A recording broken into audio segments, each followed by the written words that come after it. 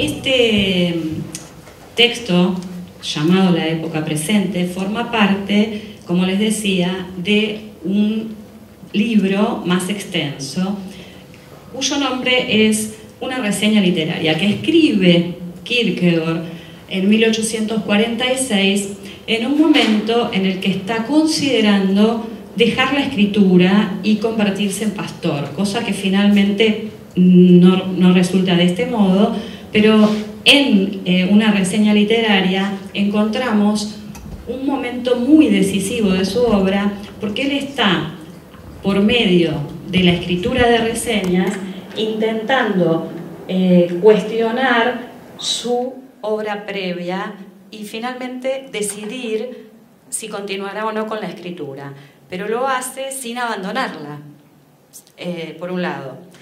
Por otra parte, 1846, en lo que tiene que ver con el corpus de Kierkegaard, es un momento fundamental, puesto que sus críticos y especialistas coinciden en la obra de Kierkegaard presentarla a partir de dos momentos a los que han dado en llamar la primera autoría, que sería desde 1843, cuando publica su primera obra que se llama O lo uno o lo otro, hasta 1846, que es este periodo con el que quiero comenzar, en el que se publica una obra voluminosa de Kierkegaard que se llama justamente Postscriptum no científico y definitivo a las migajas filosóficas.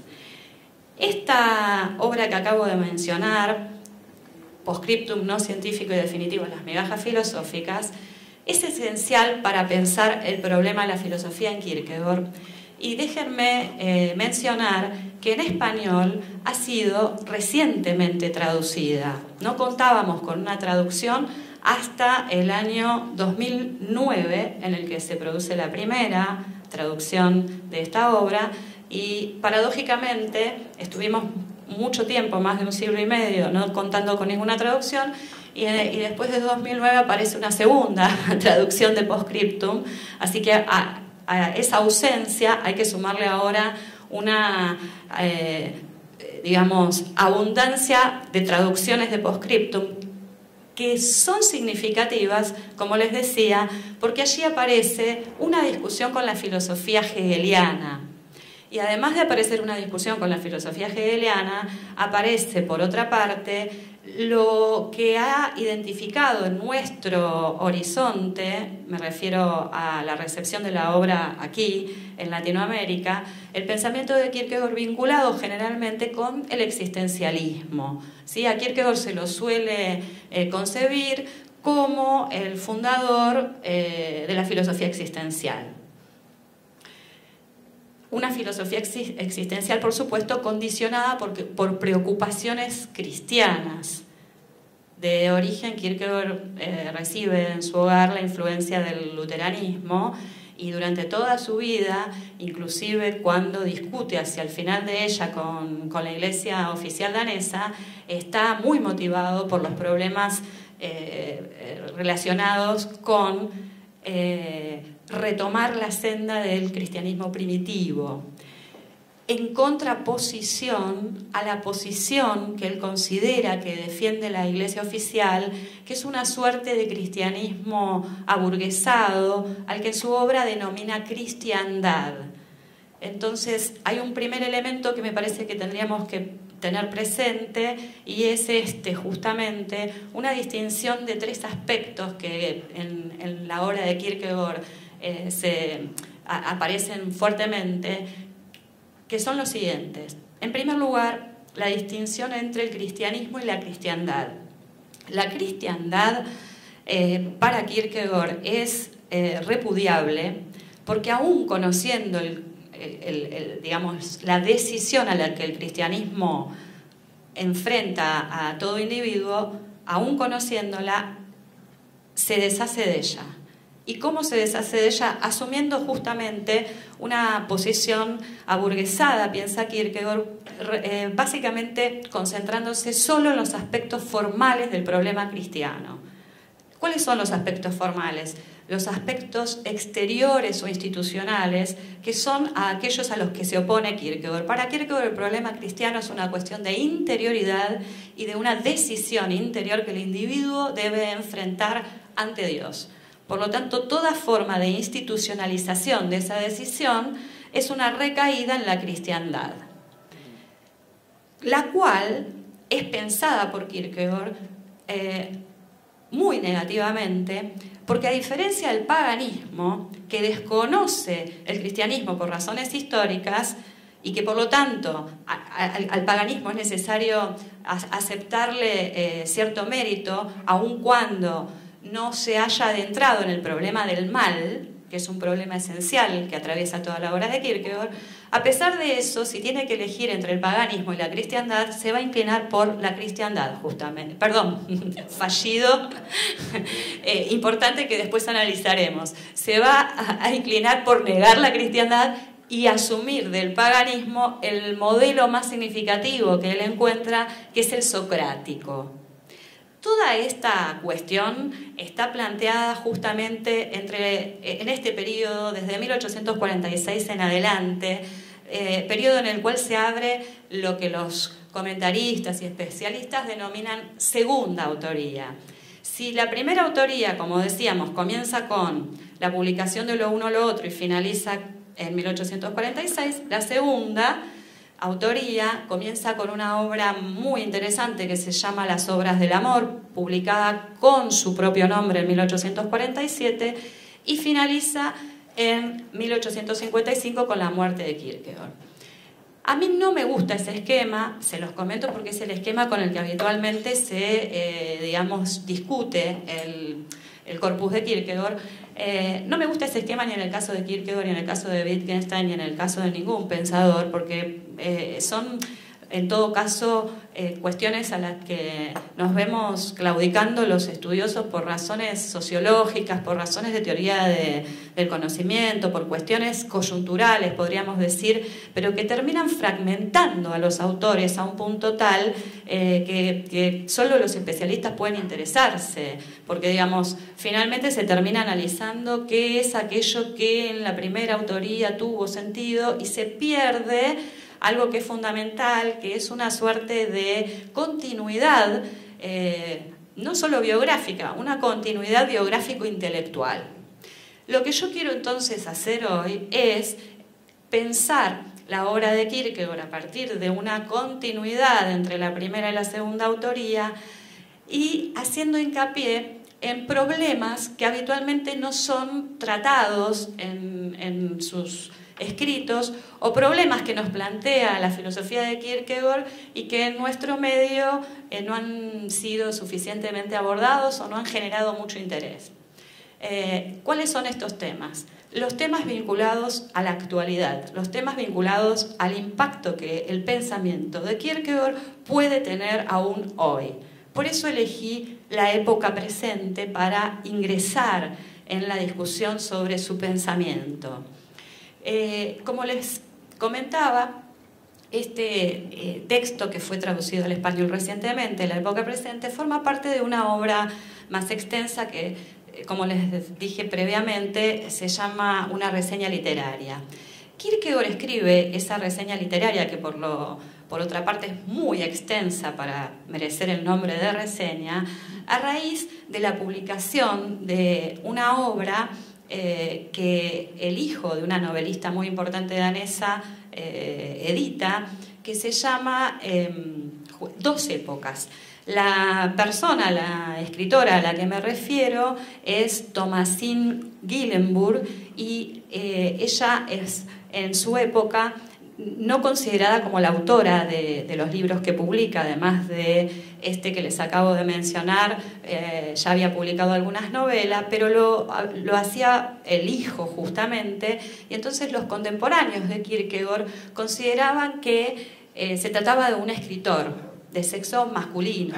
Y Kierkegaard escribe la reseña pensando que, lo mismo que sus contemporáneos, que se trataba de un escritor el que había producido esa obra. ¿Qué sucede con esa obra? ¿Qué es lo que toma Kierkegaard de allí desde el punto de vista conceptual?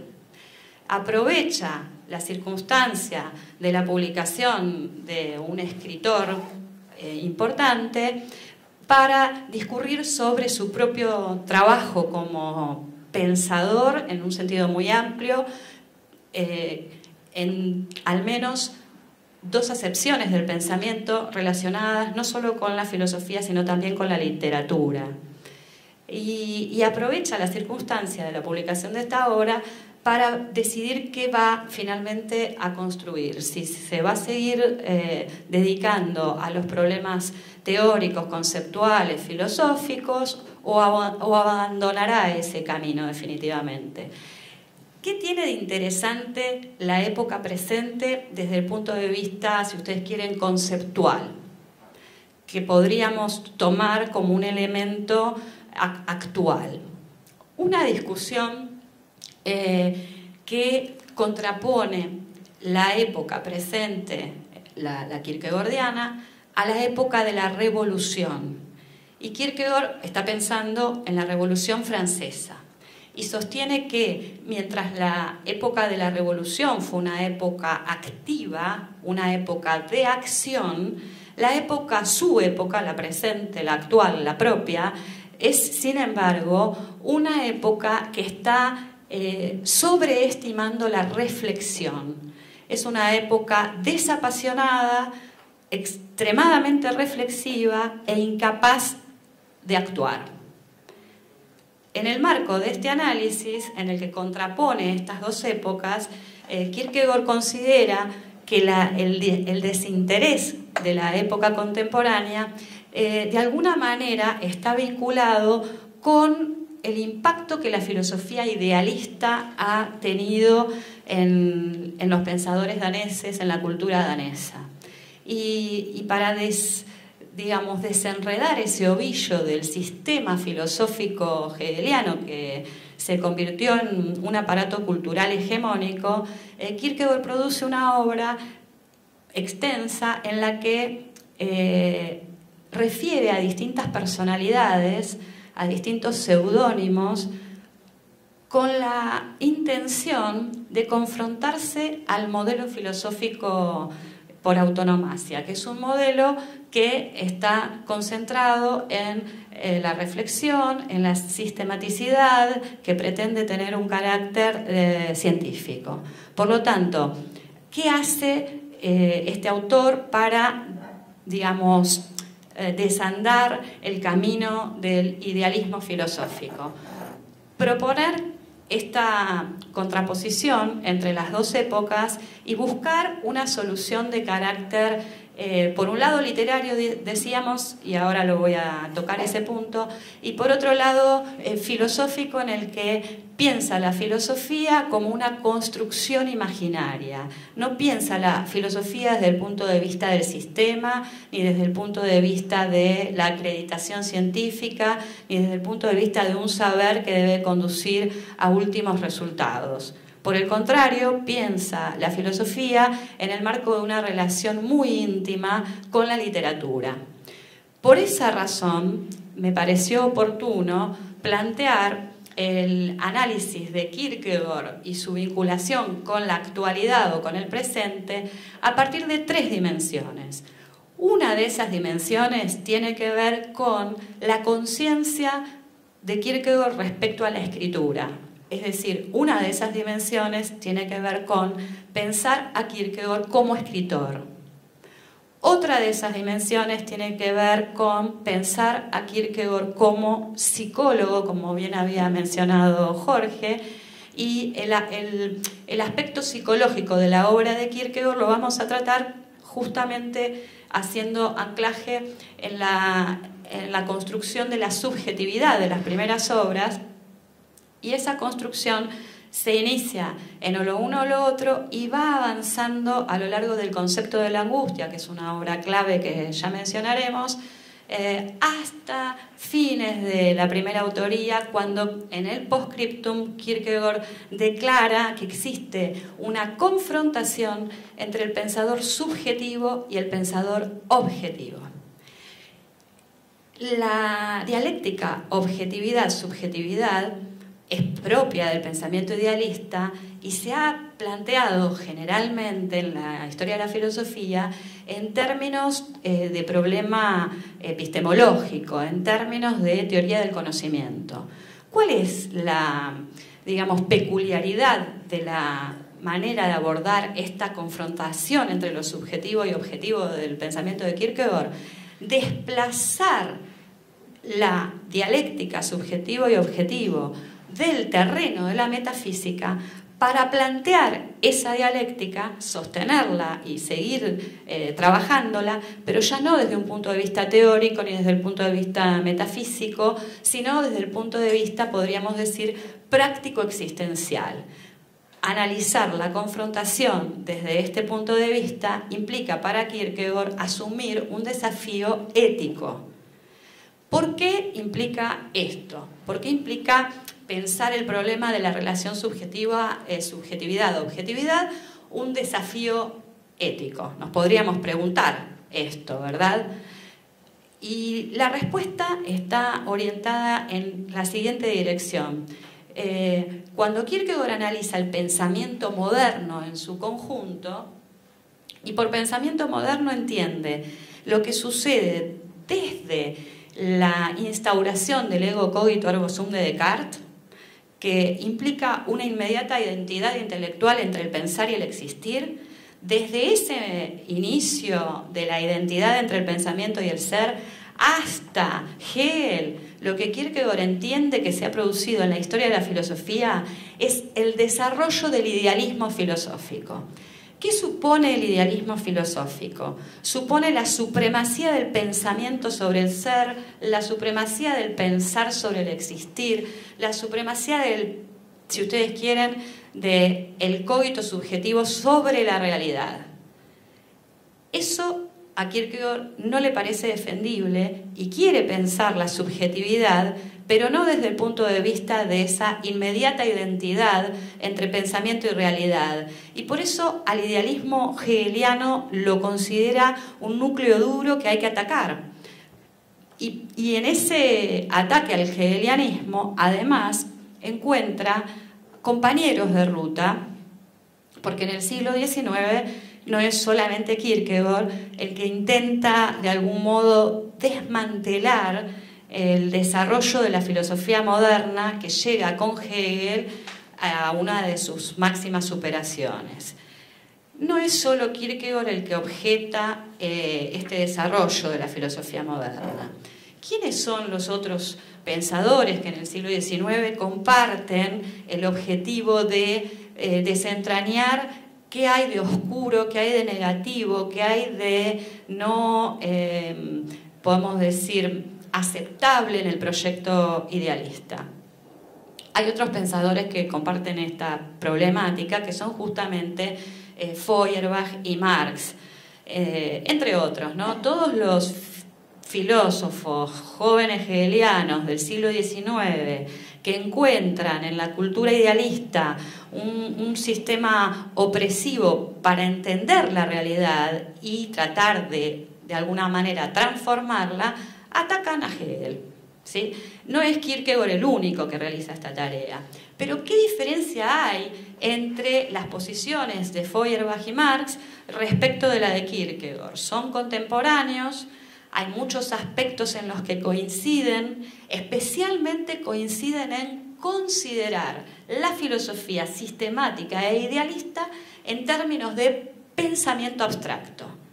Entre 1839 y 1844, Kierkegaard, Feuerbach y Marx reducen el idealismo sistemático a pensamiento abstracto y lo critican de diversos modos.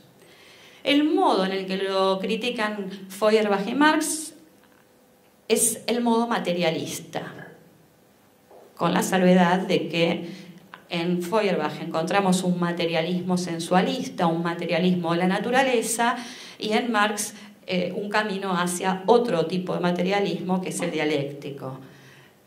Kierkegaard comparte la crítica, pero no desarrolla una posición materialista, sino que critica al idealismo manteniéndose espiritualista, o sea, recibiendo de alguna manera la herencia de Hegel en términos de una filosofía del espíritu.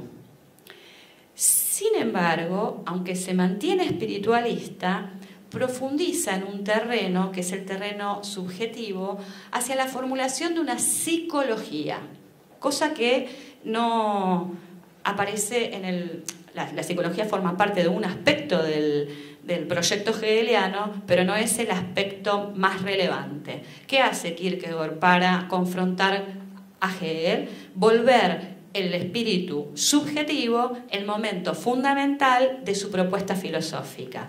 Por eso dije que si hay alguna manera de pensar a Kierkegaard en términos actuales es desde estas tres dimensiones: como psicólogo, como escritor y como teórico de la comunicación.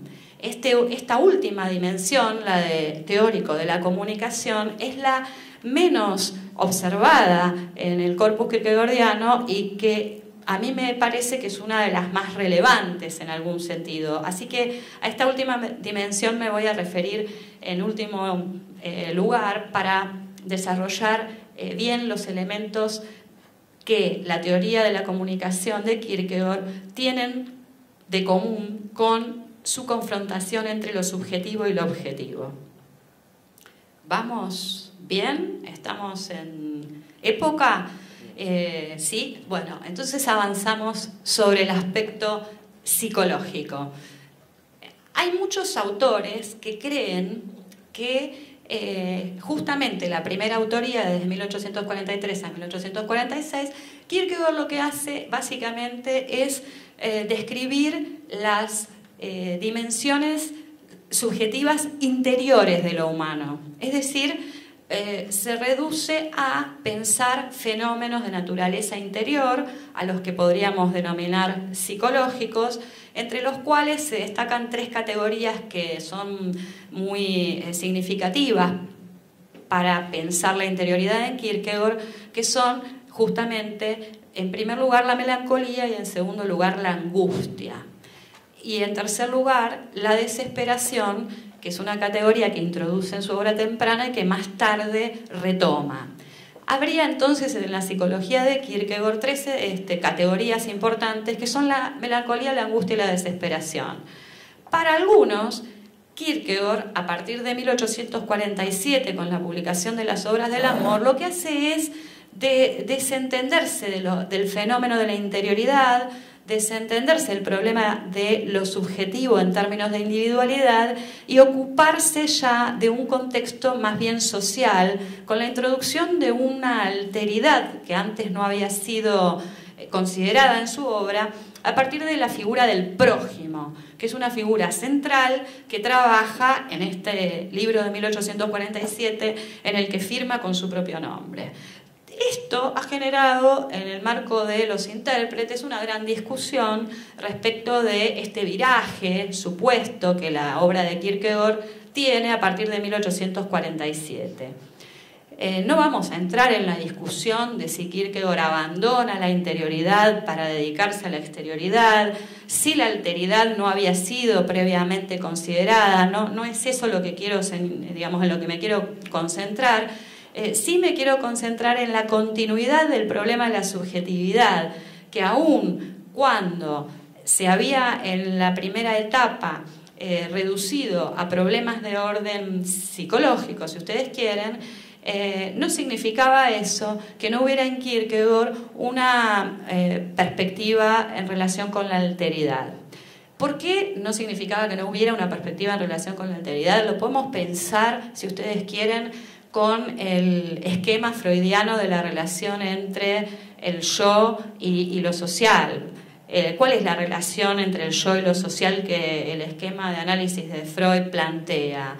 No puede haber constitución del yo, no puede haber constitución de la subjetividad, independientemente de la relación con un objeto otro y distinto del sujeto. Ya en la constitución de lo subjetivo se presupone una alteridad. Y a mí me parece que en la obra de Kierkegaard esa presuposición está presente. Ahora bien, quienes analizan pensando que la alteridad recién se introduce más tarde, lo que creen es que hubo un cambio de perspectiva en el pensamiento de Kierkegaard que lo llevó a preocuparse por cuestiones de orden social de las que previamente no había dado cuenta.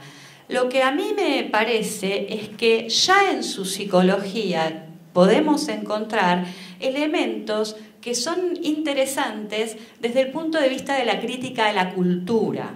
Si bien no son elementos que aportan al desarrollo de una teoría social propiamente dicha, ni tampoco al desarrollo de una teoría política, sin embargo son elementos fundamentales si uno quiere pensar desde el punto de vista de la crítica de la cultura. ¿Qué estoy diciendo con esto? Sencillamente que la psicología desarrollada por Kierkegaard en su periodo inicial tiene efectos culturales. ¿Y qué significa esto? Significa que Kierkegaard detecta una problemática en su época y da un diagnóstico psicológico de esa problemática y también da, si ustedes quieren, un método para superar ese diagnóstico que realiza de su propia época. ¿Cuál es el diagnóstico que realiza de su propia época? Es un diagnóstico que confronta dos esferas: la esfera de la ciencia con la esfera de la ética. ¿Y qué plantea en relación con esa confrontación?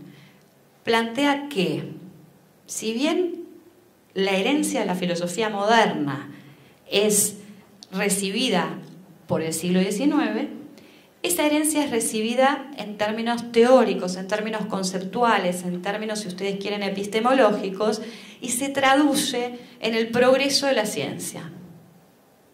Pero que la ciencia progrese desde el punto de vista cuantitativo no es sinónimo de que haya un progreso desde un punto de vista intensivo y no extensivo. ¿A qué se refiere Kierkegaard con esto? Se refiere básicamente a que entiende el desarrollo del pensamiento moderno como un pensamiento que permite el progreso de la ciencia, pero impide el desarrollo del autoconocimiento. Y en algún punto su obra se concentra en eso, en poder recuperar la matriz socrática del autoconocimiento en la época en la que él vive, ¿no? Por eso yo les decía al inicio de esta conversación que Kierkegaard reconoce en Sócrates, es decir, en un pensador pagano, un referente mucho más significativo e importante que la cristiandad. ¿Por qué razón entonces podríamos pensar que lo que está teniendo en mente Kierkegaard es una suerte de recuperación del modelo socrático atravesado por el problema del cristianismo? Justamente porque lo que ve de fundamental en el socratismo es la conformación de un modelo moral de autoconocimiento. Y ese modelo le parece que ha sido totalmente olvidado por la ciencia moderna.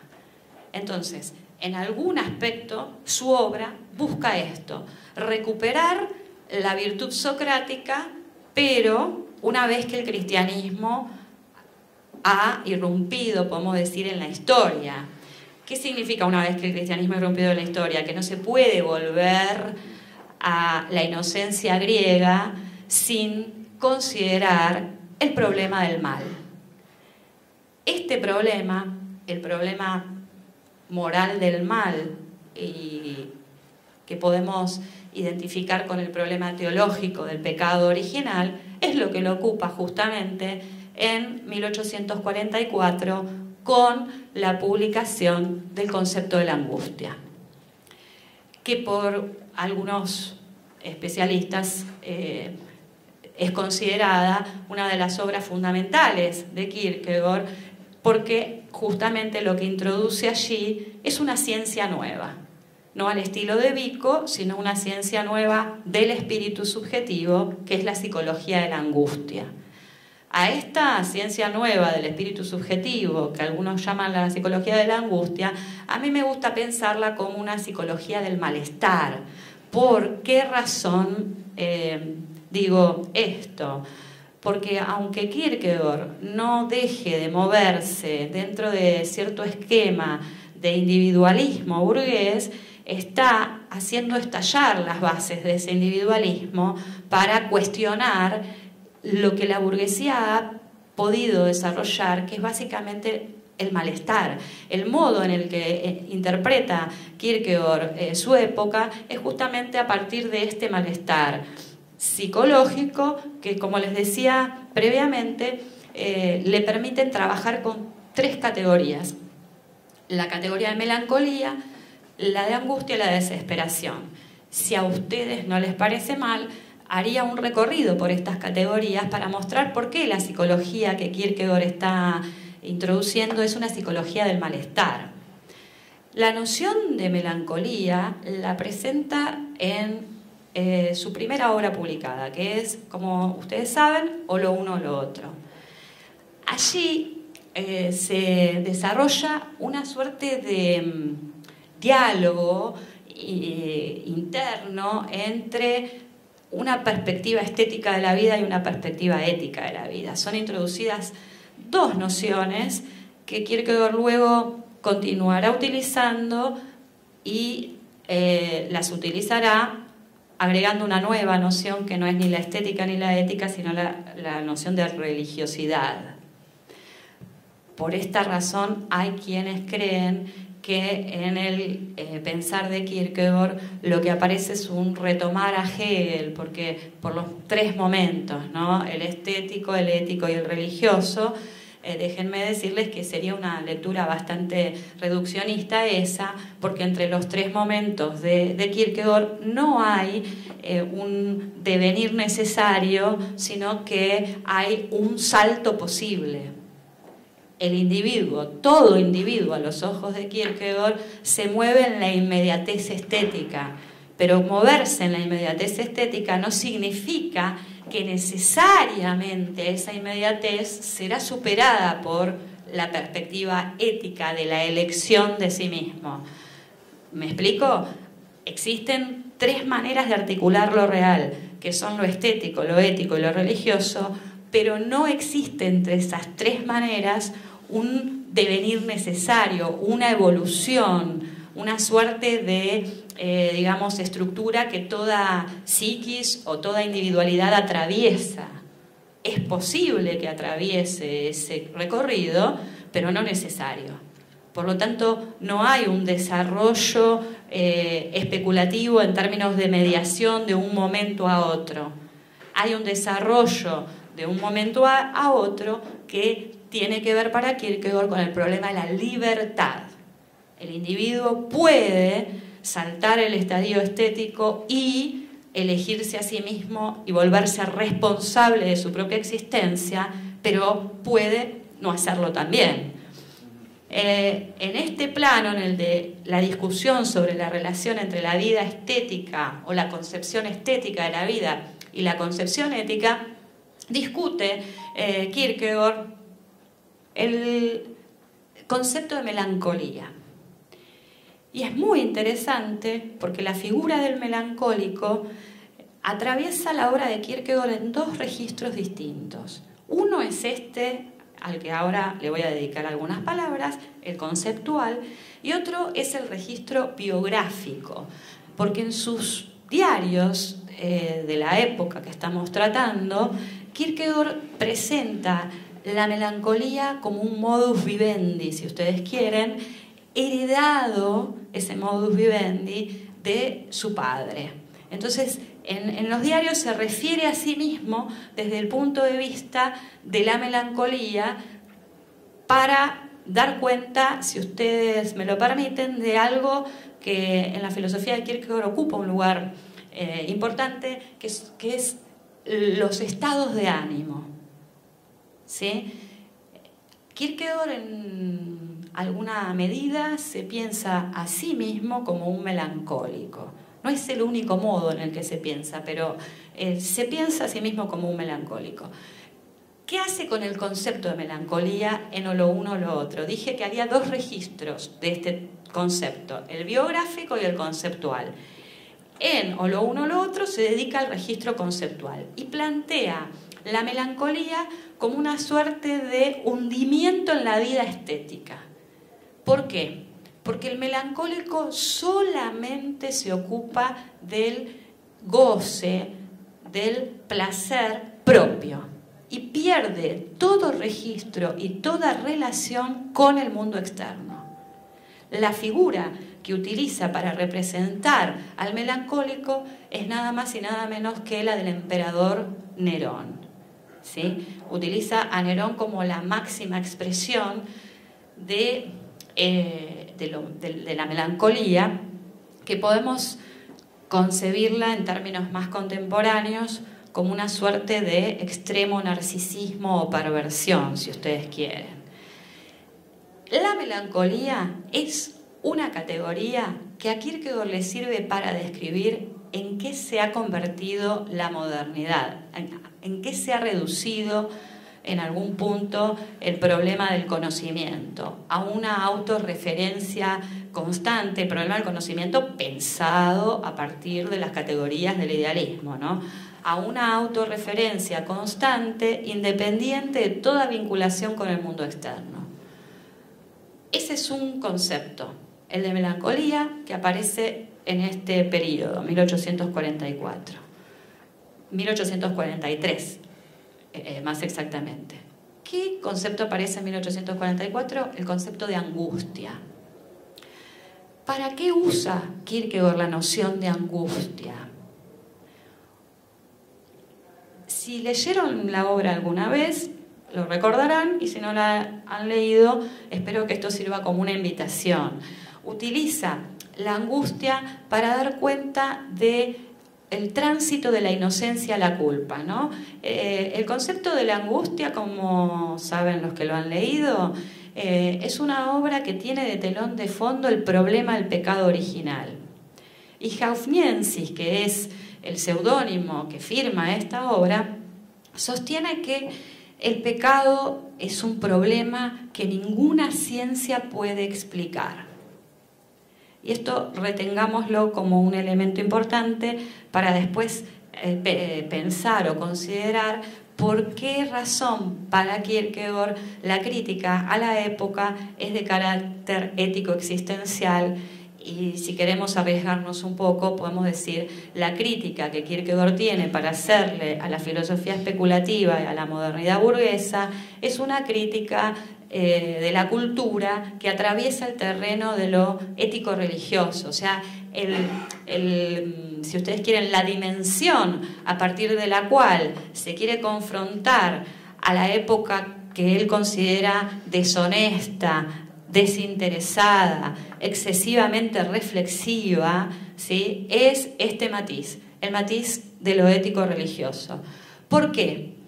Porque, digamos, utiliza ese recurso para confrontarse a su propia historia y a su propio tiempo histórico. Por una razón que yo creo que es importante señalar, y es que Kierkegaard comprende la asociación, todo, digamos, principio de asociación como una amenaza para la individualidad. Entonces, la época contemporánea, dice, produce la prensa, y la prensa es el movimiento del público que bajo la forma del anonimato produce no autores, y eso es muy interesante para analizar el aspecto de su propia comprensión de sí mismo como escritor. La prensa produce no autores que, bajo la forma de lo anónimo, dan cuenta de distintos temas, hablan de todo, pero sin saber de nada en particular.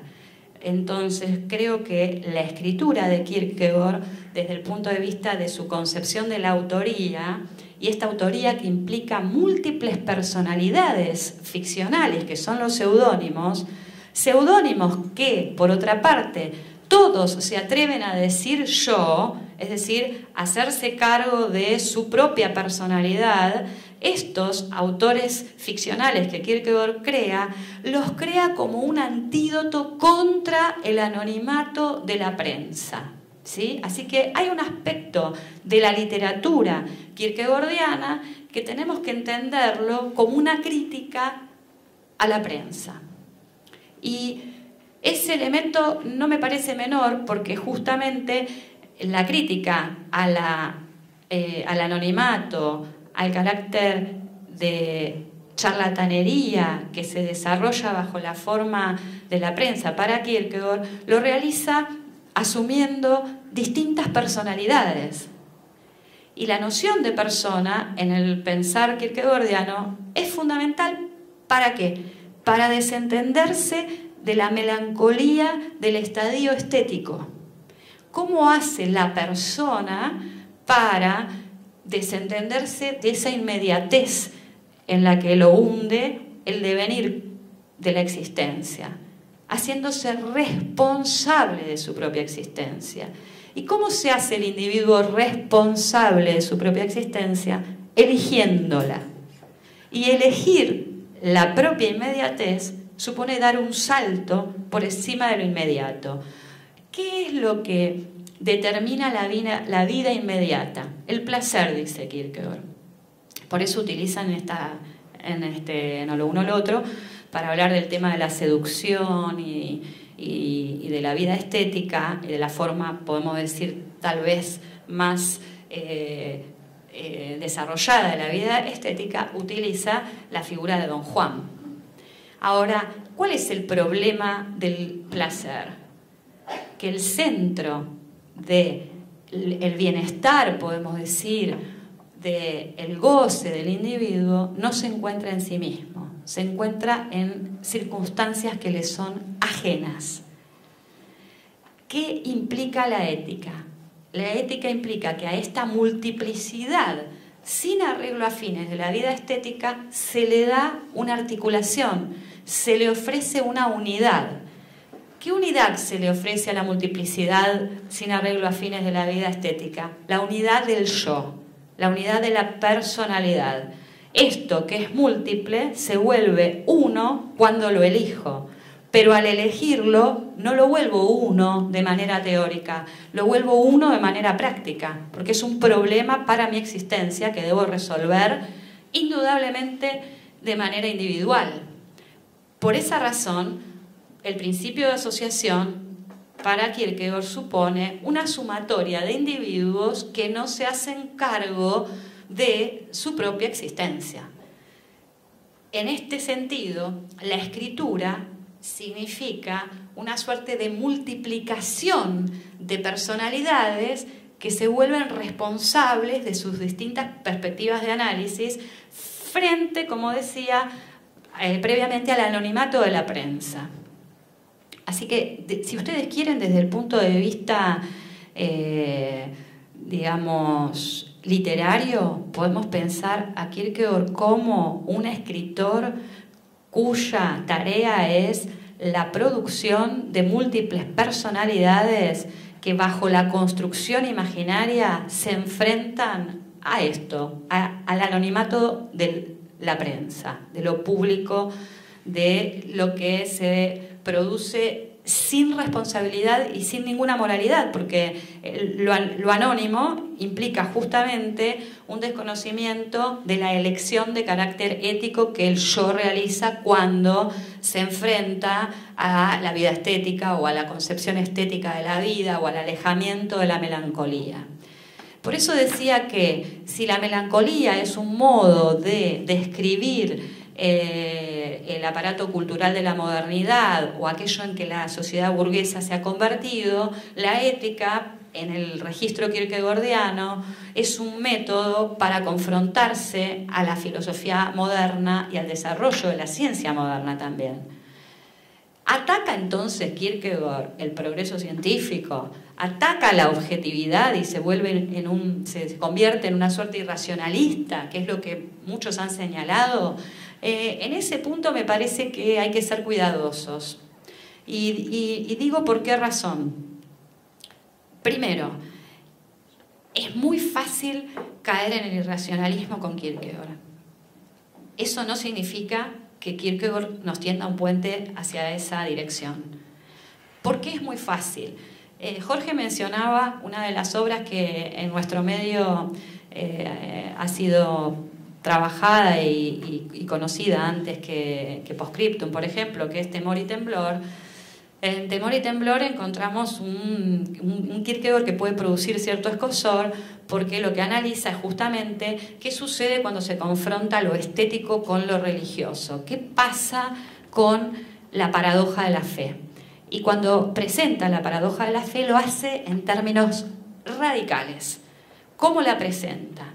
La presenta concentrándose en la figura de Abraham, y la pregunta que se hace el seudónimo que escribe Temor y Temblor, que es Johannes de Silentio, es ¿cómo es posible que Abraham, que representa a las tres religiones monoteístas, es decir, que es el padre de la fe para estas tres religiones, estuviera dispuesto a ofrecer a su hijo en sacrificio? Es decir, ¿cómo es posible que la fe tome como modelo a alguien que está dispuesto a asesinar a su propio hijo, y a alguien que desde el punto de vista moral debería ser juzgado, no seguido, no alabado, digamos? Lo que hace entonces es presentar esa coalición, si ustedes me permiten, entre la vida ética y el salto religioso. Y es un problema que Kierkegaard lo presenta sin asustarse, digamos, tocándolo bien a fondo, y el que ha generado que muchos identifiquen la propuesta de Kierkegaard con un irracionalismo insalvable.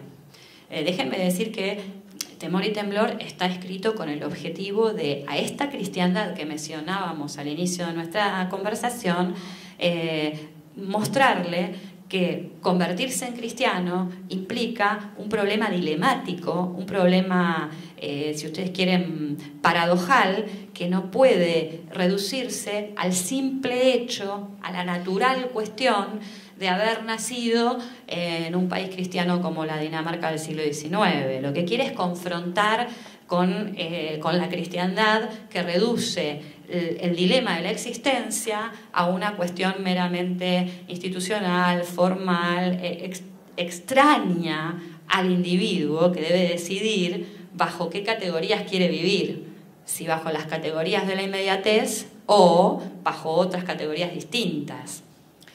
Bien, retomo entonces el problema de la angustia, que lo había abandonado, para decir que en 1844 la categoría que aparece en la psicología de Kierkegaard es esta. ¿Para qué introduce la angustia Kierkegaard? Como había dicho previamente, el pecado le resulta inexplicable desde el punto de vista teórico, pero para poder hacer referencia a él, cree Kierkegaard que hay una instancia, y es la de la angustia. La angustia no es el pecado, pero es lo que más se le acerca. ¿Por qué es lo que más se le acerca? Porque en el pasaje de la inocencia a la culpa, dice Kierkegaard, que es cuando se produce el pecado, lo que el individuo siente es eso, angustia ante la nada. ¿Ante qué nada? Ante la nada de la libertad, ante la nada de no estar predeterminado al mal, ¿sí?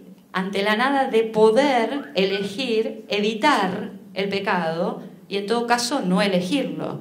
Pero esa situación, de hecho, la psicología de Hafniensis le da a este momento ese nombre, le da el nombre de situación, es una psicología de las situaciones, si ustedes quieren. A esa situación la explica a partir de la angustia. Uno podría decir, ¿y esto qué tiene que ver con la actualidad? ¿Qué tiene que ver con la crítica a la modernidad? ¿Cómo puedo hacer de esto algo útil? Si ustedes se estuvieran preguntando eso, tendrían que buscar una respuesta en el plano de la interioridad, porque a donde apunta Kierkegaard con su literatura y con su filosofía es que antes de pensar cualquier posibilidad de articulación comunitaria, ¿sí? Antes, no simultáneamente, porque ese sería otro tipo de planteo, más bien el freudiano en psicología de las masas y análisis del yo, por ejemplo, que no es el de Kierkegaard.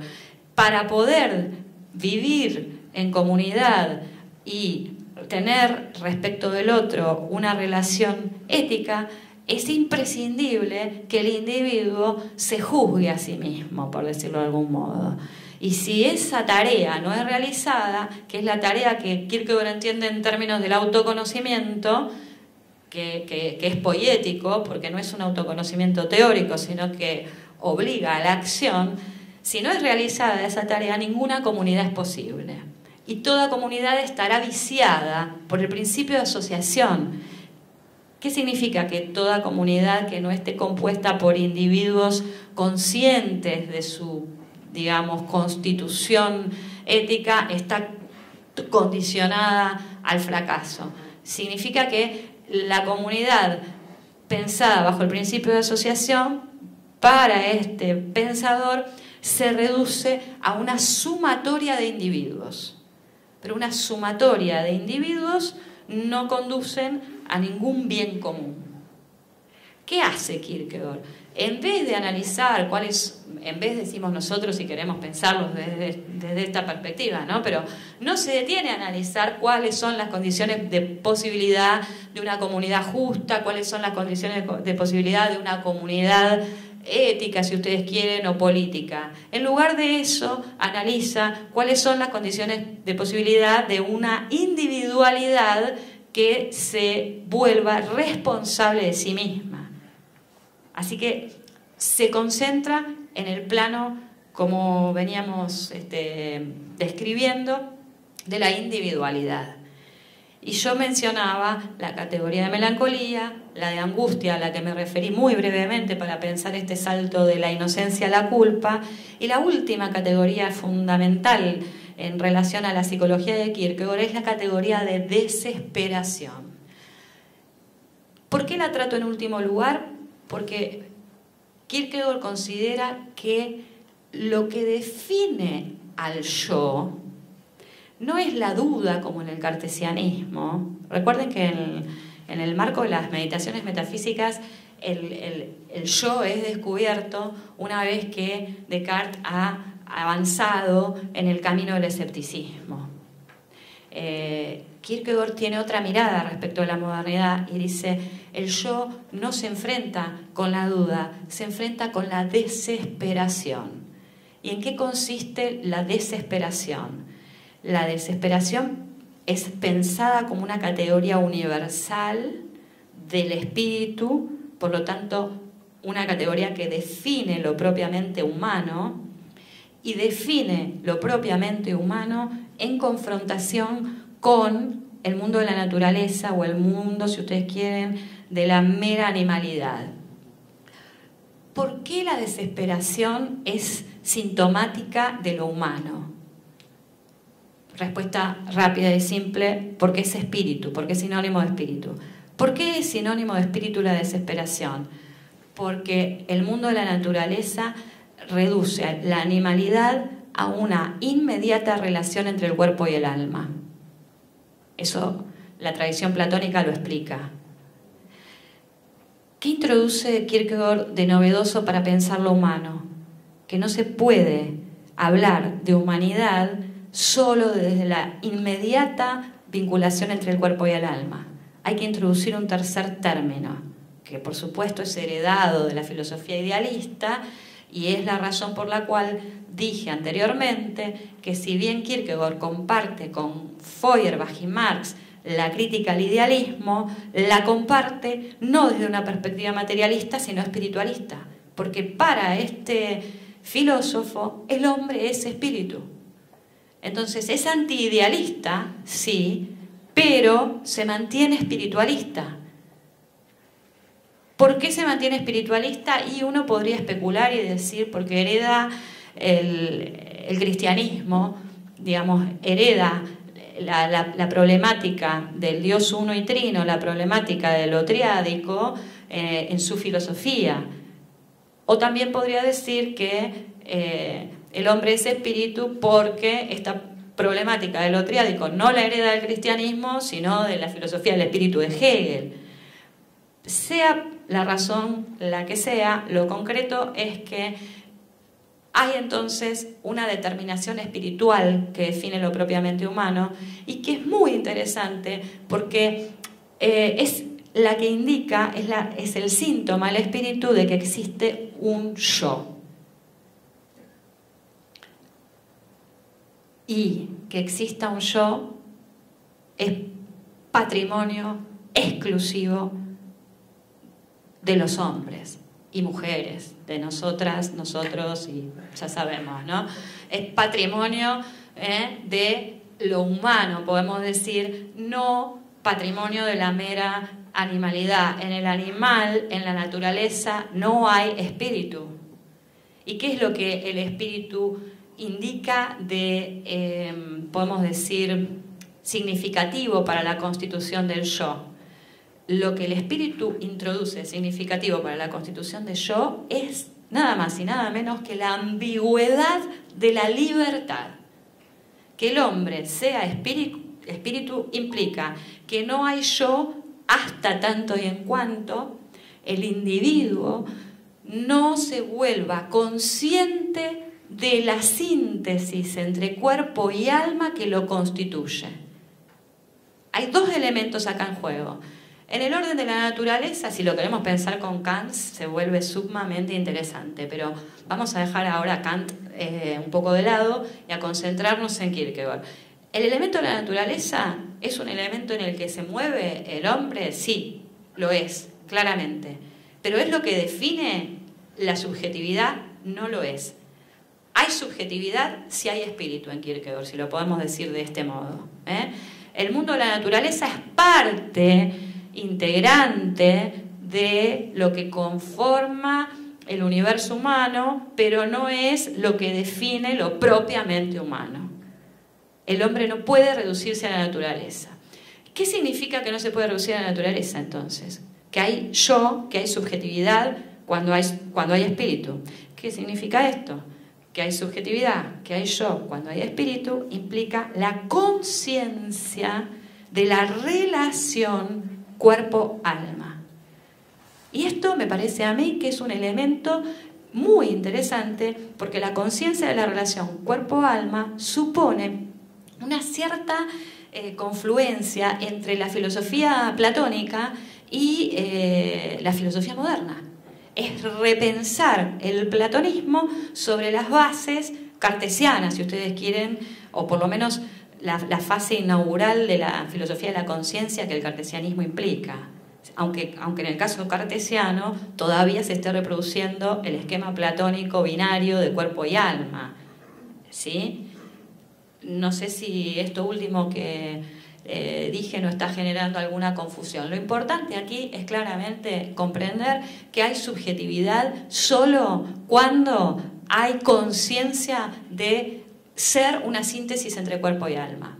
¿Y por qué solo cuando hay conciencia de ser una síntesis entre cuerpo y alma hay subjetividad? Porque el individuo kierkegaardiano no es un ser, es un, si ustedes me permiten este impropio modo de referirlo, el individuo kierkegaardiano es devenir libremente sí mismo.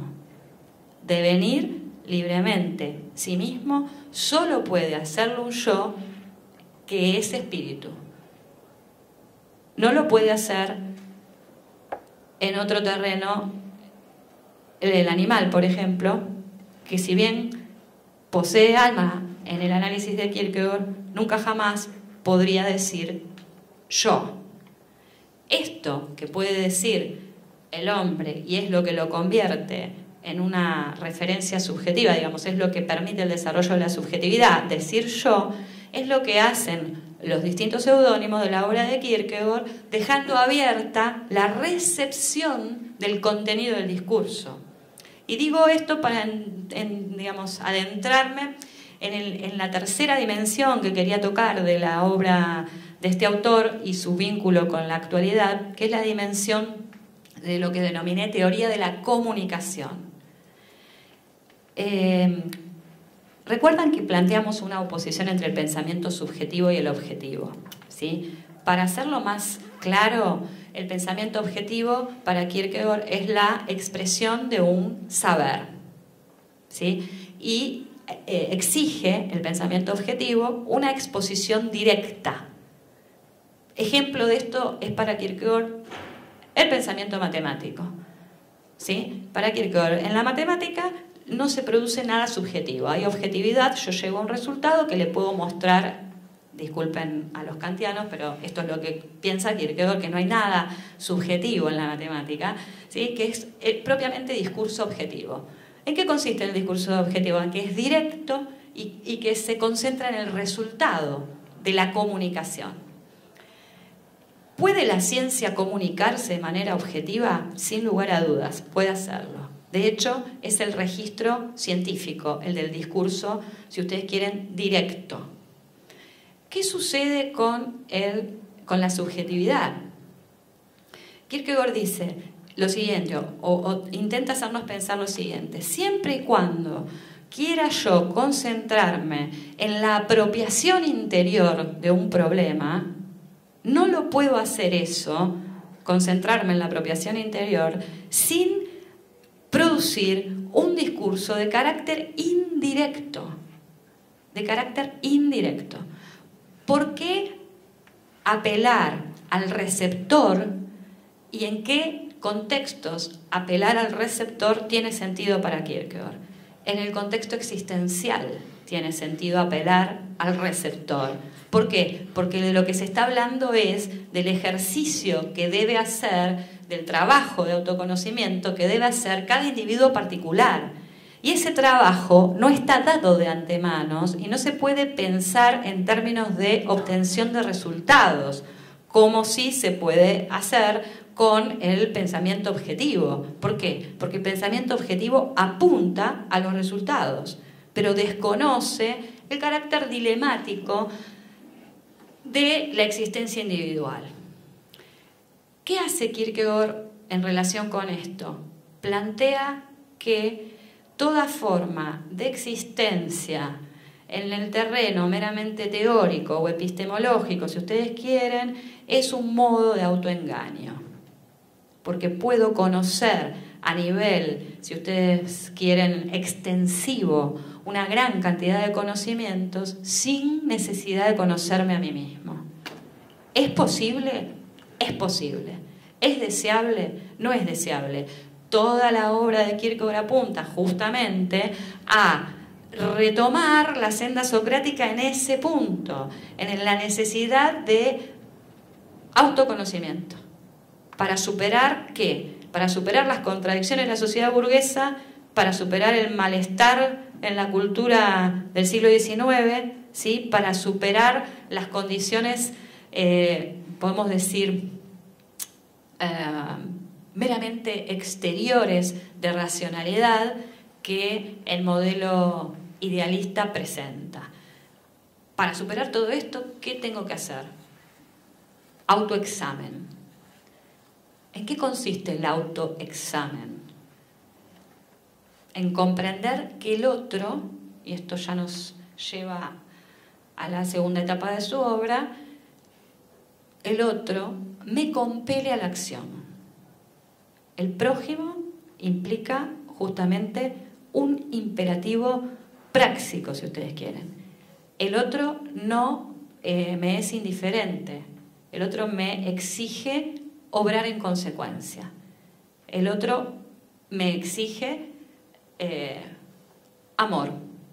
Va a decir Kierkegaard, retomando, por supuesto, la tradición bíblica, ¿sí? Ahora, en retomar la tradición bíblica, lo que quiere presentar Kierkegaard es, si lo consideramos con Vals plana, un tránsito del yo al nosotros.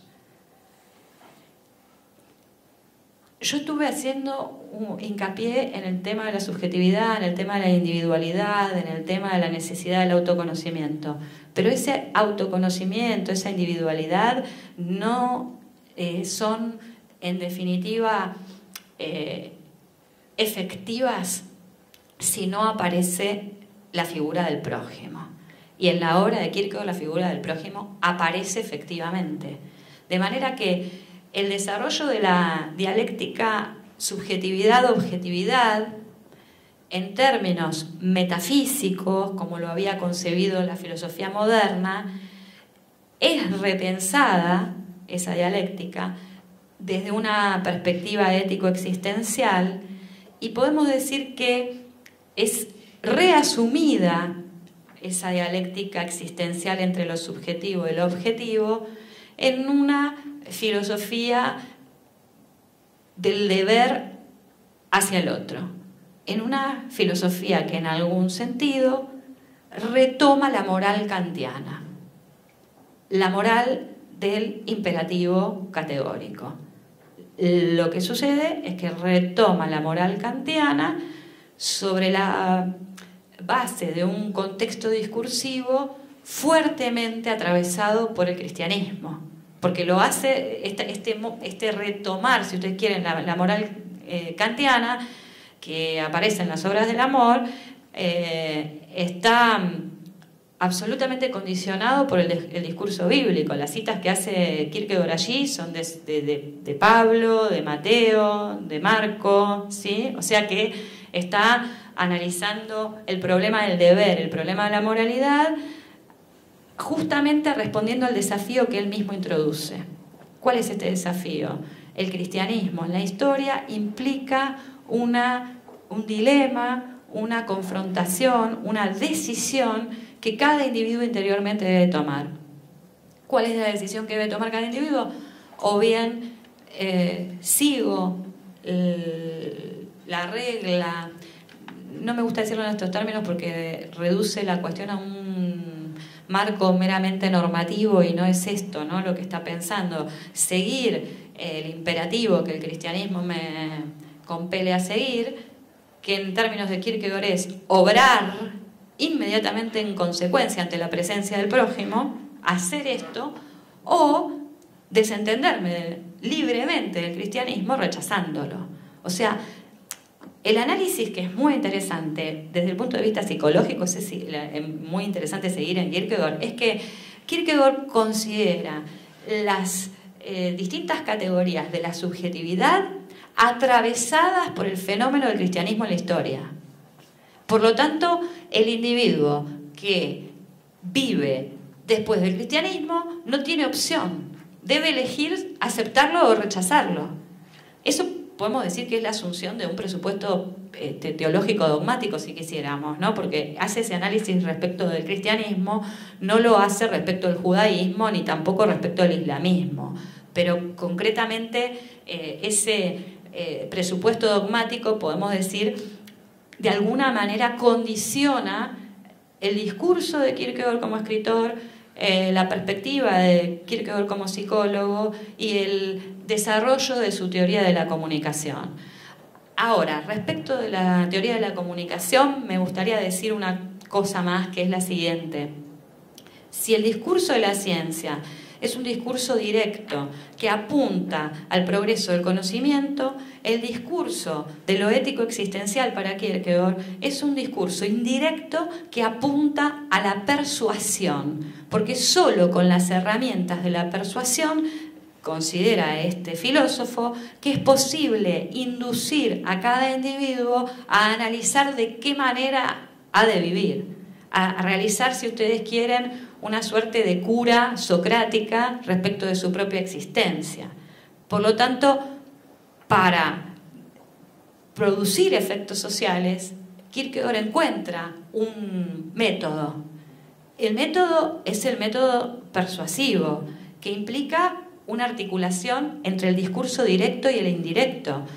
Y digo que implica una articulación entre el discurso directo y el indirecto para no caer en la tentación de sostener que lo que está pensando Kierkegaard es una suerte de subjetivismo extremo que desconoce toda objetividad y todo desarrollo de la ciencia, porque no es ese el caso.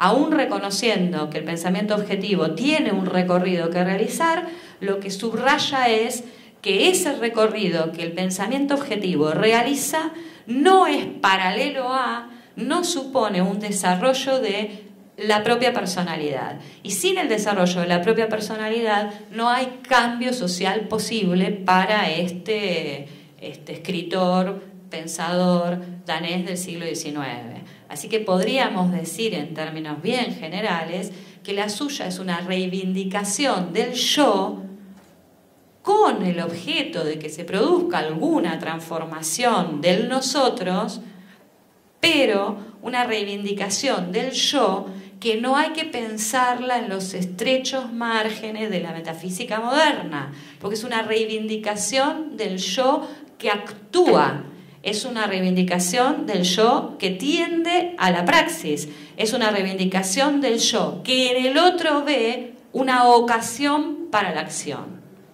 Así que me parece que eso es lo que habría que tener muy presente a la hora de comprender en qué sentido Kierkegaard defiende una posición individualista.